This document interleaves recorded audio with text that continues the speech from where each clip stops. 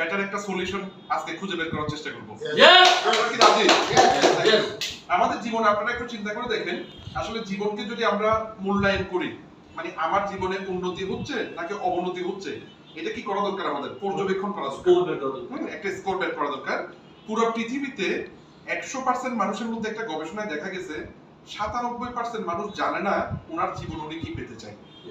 এটা পরীক্ষা করে দেখা গেছে, মানে সবাইকে যখন প্রশ্নটা করা হয়েছে যে আপনি জীবনে কি পেতে চান, 97% মানুষ উনি জীবনে কি পেতে চায় এটার কোনো ব্যাখ্যা দিতে পারেনি। মাত্র 3% মানুষ আছে যারা স্পষ্ট জানে উনি জীবনে কি পেতে চায়, ওনার জীবনটার স্কোর উনি নিজে করছে, ওনার জীবনটা কি মানে ঊর্ধ্বগতিতে যাচ্ছে না অবনতিতে হচ্ছে, এটা উনি কি করছে, মূল্যায়ন করছে। তো এই হচ্ছে বিষয়। সুতরাং আপনারা যেহেতু আপনাদের জীবনকে সুন্দর করতে চান, সুতরাং স্কোরটা আমাদের অবশ্যই পর্যবেক্ষণ করা দরকার। আপনারা কি বলেন? Yes! ধন্যবাদ। তো আমরা